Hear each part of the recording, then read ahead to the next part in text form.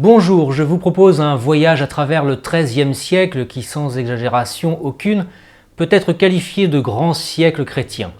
Le royaume, grâce entre autres à quelques-uns de ses plus illustres souverains comme Philippe II dit Auguste, Louis IX plus connu sous le nom de Saint-Louis ou encore de Philippe IV le Bel, va connaître une transformation majeure tant sur le plan administratif, spirituel, juridique ou encore politique. Découvrons, année après année, les plus importants événements qui ont fait l'histoire, notre histoire.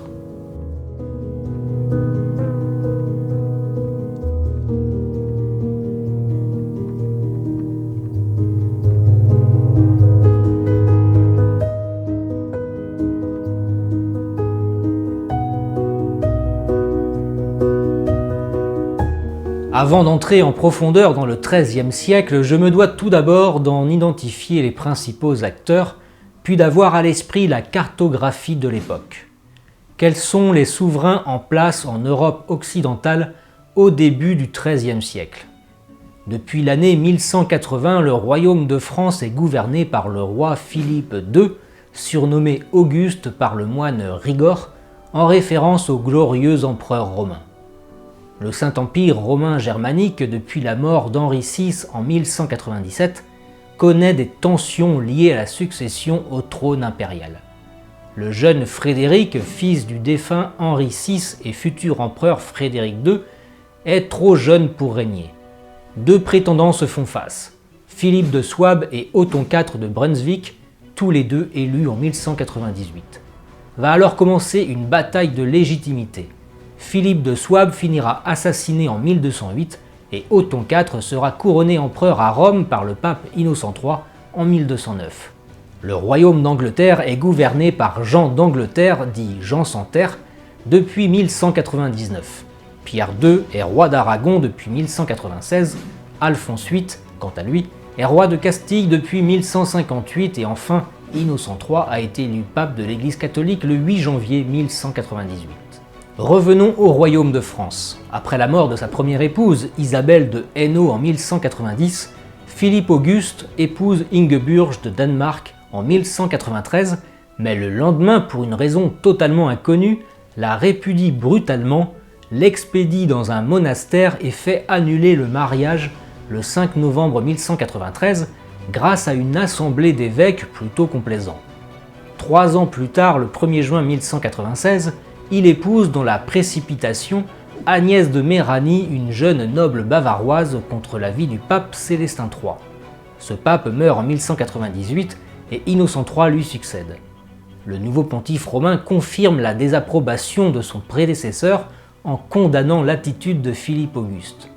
Le pape l'enjoint de renvoyer immédiatement son épouse illégitime et de reprendre Ingeburge de Danemark, véritable épouse et reine de France. Le roi ne dit mot. Le pape Innocent III doit agir par l'intermédiaire de son légat Pierre de Capoue. Il excommunie Philippe Auguste et jette l'interdit sur le royaume de France le 13 janvier 1200. L'entêtement du roi entraîne son lot de conséquences. L'interdit qui frappe le royaume empêche les sujets de recevoir les sacrements de l'Église. Baptême, confession, communion, confirmation, mariage, ordination, extrême onction ou encore sacrement des malades. Une telle décision pour une société éminemment chrétienne est vécue comme un véritable coup de massue. La société tout entière est déstabilisée. L'année 1200 signe également la conclusion, bien provisoire, d'un conflit vieux de près de 50 ans entre la dynastie des Capétiens et celle des Plantagenets. Le traité du Goulet, signé le 22 mai 1200 entre Jean sans terre et Philippe Auguste, permet aux Capétiens d'accroître sa domination politique sur le continent. Jean sans terre cède le comté d'Évreux et du Berry à Louis, le fils de Philippe Auguste, et reconnaît la suzeraineté du roi de France sur les terres françaises des Plantagenets. Une première victoire politique décisive du roi de France. Le lendemain, le 23 mai, Philippe Auguste marie son fils Louis, futur Louis VIII, à Blanche de Castille, la nièce de Jean sans terre en Normandie, et oui, souvenez-vous, en 1200 le royaume est frappé d'interdit. Le mariage ne peut donc pas avoir lieu au sein du royaume de France. Le traité stipule entre autres que Blanche de Castille, à défaut d'héritier mâle pour Jean sans Terre, hériterait de la couronne anglaise. Le roi Philippe Auguste, quant à lui, renonce à ses droits sur la Bretagne, par conséquent le jeune Arthur de Bretagne doit prêter hommage au roi Jean. Philippe Auguste sort grand vainqueur de ce conflit. Il continuera au fil des années à affaiblir les positions anglaises sur le continent. Nous y reviendrons.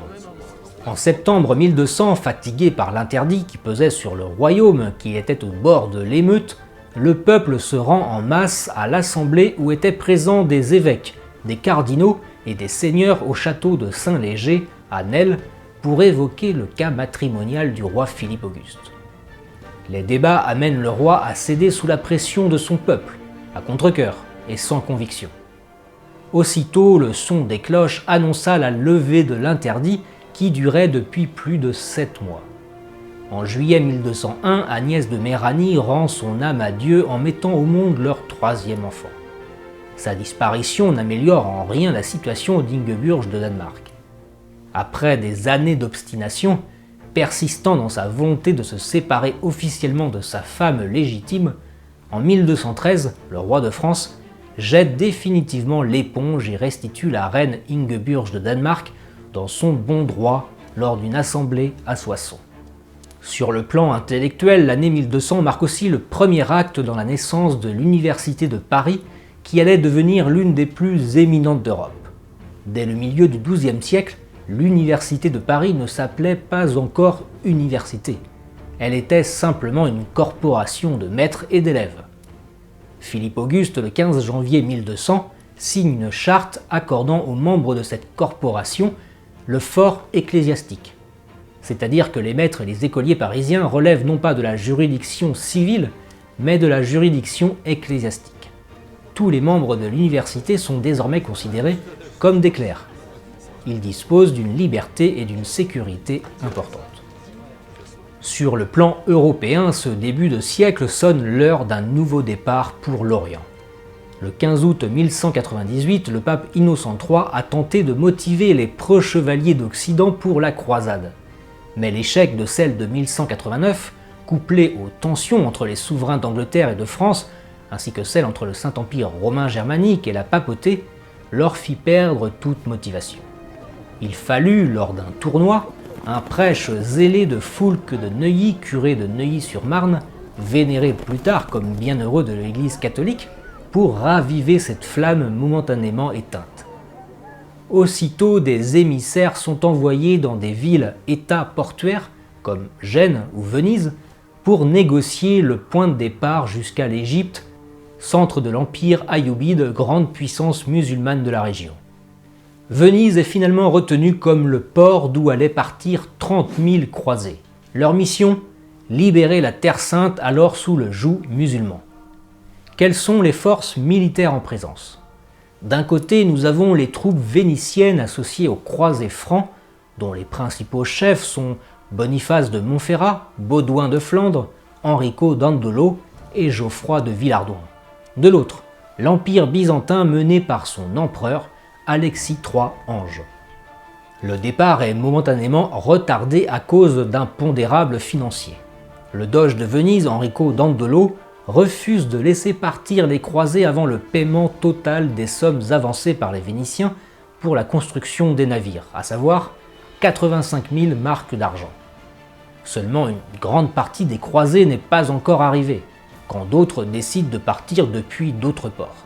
Par conséquent, les sommes promises ne peuvent malheureusement pas être payées dans leur totalité. Un accord est finalement trouvé. La dette est reportée à la condition que les croisés les aident à récupérer la ville de Zara en Dalmatie, ville tant convoitée par Venise, alors en possession du roi de Hongrie. Seulement, la Hongrie était en théorie sous protection pontificale car le roi de Hongrie s'était croisé, sans pour autant participer à la croisade. À l'arrivée des croisés, les citoyens de Zara, stupéfaits, voulaient signaler aux croisés leur surprise de voir des chrétiens venir combattre d'autres chrétiens en accrochant des drapeaux avec des croix sur les murs. La perspective d'un affrontement entre chrétiens déplut fortement à une partie des croisés comme Simon de Montfort et ses hommes. Fidèles à leur morale, ils refusent catégoriquement de se battre et rebroussent immédiatement chemin. La ville de Zara est rapidement réduite par les Vénitiens et les croisés. Elle tombe le 24 novembre 1202. La réaction pontificale ne se fait pas attendre. Innocent III, qui désapprouvait farouchement cette expédition en terre chrétienne, excommunie tous ceux qui avaient participé à ce saccage. Alexis IV Ange, l'empereur byzantin déchu qui avait réussi à fuir Constantinople à la suite d'un complot mené par son frère, Alexis III Ange en 1201, voulait rétablir son père, Isaac II Ange, évincé du trône de Constantinople. Il percevait l'aide des croisés comme une aubaine à saisir. Soutenu par Philippe de Souabe, Alexis IV propose aux croisés le 1er janvier 1203 de solder leurs dettes en échange de leur intervention pour récupérer Constantinople. L'offre est acceptée. En 1203, la croisade prend un tout autre chemin que celui voulu au départ. Du 11 au 17 juillet, les croisés et les Vénitiens, qui étaient militairement supérieurs aux Byzantins, mettent pour la première fois le siège devant Constantinople. Très vite, Alexis III Ange comprend que ses chances de sortir vainqueur des combats sont compromises. Il prend la fuite. Son frère Isaac II, qui l'avait jeté dans les geôles après son complot, est libéré et réinstallé sur le trône byzantin. À partir du 1er août 1203, il partage le pouvoir avec son fils Alexis IV Ange. La cohabitation entre latin et byzantin est houleuse. Les difficultés se sont aggravées quand Alexis IV s'aperçut qu'Alexis III Ange, en prenant la fuite, avait pris soin de vider les caisses de Byzance. Cet argent devait servir à solder la dette des croisés. Dès le mois de décembre 1203, comprenant qu'ils ne verraient jamais l'argent promis, les croisés se mettent à piller toutes les richesses de Constantinople. Le peuple de Constantinople considérait désormais Alexis IV et ses alliés croisés comme une véritable menace pour l'Empire. Le 28 janvier 1204, l'empereur byzantin Isaac II Ange meurt. Puis le 8 février, son fils Alexis IV Ange se fait assassiner au cours d'une conjuration menée par l'usurpateur Alexis V Doukas, qui lui succède sur le trône. Les Latins venaient de perdre leur homme. Dès mars, les Vénitiens et les croisés signent un traité dans le but de se partager l'Empire byzantin. Du 8 au 13 avril 1204, les croisés pillent et saccagent la ville en guise de représailles. C'est ce qu'on retiendra sous le nom de sac de Constantinople. Au cours de ce triste épisode, les croisés récupèrent un grand nombre de reliques gardées par les empereurs byzantins depuis des siècles. L'Empire latin de Constantinople est en train de naître. Le 16 mai, Baudouin, comte de Flandre, est sacré empereur latin de Constantinople. Le félon Alexis V Doukas est condamné à mort pour régicide et exécuté par le nouvel empereur. Les croisés ne verront certes pas la Terre Sainte, mais l'expédition débouche, en plus de la création de l'Empire latin de Constantinople, sur la création de nouveaux États croisés. Le pape Innocent III, qui avait initié la croisade, avait totalement perdu la maîtrise des événements. Une telle entreprise aurait peut-être connu un meilleur sort si elle avait été dirigée par les souverains des royaumes chrétiens d'Occident, plutôt que par des grands féodaux. Mais pour cela, il faudra attendre la 5e croisade. Pendant que les seigneurs francs et vénitiens s'activent autour du Bosphore, le roi de France, car oui, depuis l'année 1204, Philippe Auguste mentionne sur ses actes officiels non plus Rex Francorum, roi des Francs, mais Rex Franciae, roi de France. Et c'est tout à fait nouveau. Au cours de cette année, le roi capétien entreprend l'intégration des possessions plantagenets sur le continent au royaume de France. La physionomie du royaume est en train de se transformer. Premier objectif, la Normandie, et ça va commencer avec la prise de Château Gaillard, le 6 mars 1204, forteresse stratégique qui va lui ouvrir la voie vers la récupération du duché de Normandie. Après un siège qui a duré 6 mois et les tentatives infructueuses de défense du roi d'Angleterre Jean Santerre, Philippe Auguste poursuit sa conquête normande en prenant la ville de Caen le 21 mai, et après un siège devant la ville de Rouen de 40 jours, la ville capitule le 24 juin. La Normandie fait désormais partie des possessions françaises. En parallèle de la campagne normande de Philippe Auguste, le duc de Bretagne Guy de Thouars ordonne l'assaut sur le mont Saint-Michel. Le bourg est ravagé, une partie de l'abbaye incendiée. Le prestige et l'impopularité du roi Jean sans Terre, après l'échec en Normandie, s'effritent grandement auprès de ses barons et de son peuple. L'objectif de Philippe Auguste est clair, agrandir son royaume aux dépens de son rival anglais. En avril de l'année suivante, en 1205, il dirige l'hoste royal, ancêtre si je puis dire de l'armée, vers Loches et Chinon. Petit à petit, Philippe Auguste agrandit son royaume et accroît sa puissance politique en Europe. Le règne riche et glorieux de Philippe Auguste n'est pas encore terminé. Dans le prochain épisode, nous parlerons d'une hérésie qui envahira une partie du royaume, l'hérésie albigeoise, et nous verrons comment Philippe Auguste parviendra doucement à réduire les possessions du roi d'Angleterre sur le continent. A très vite pour le prochain épisode, bonne journée, portez-vous bien et vive la France, salut! Vous avez aimé cette vidéo? N'oubliez pas de vous abonner à la chaîne et d'activer la cloche pour être tenu informé de toutes les prochaines publications, de laisser un commentaire et de partager la vidéo.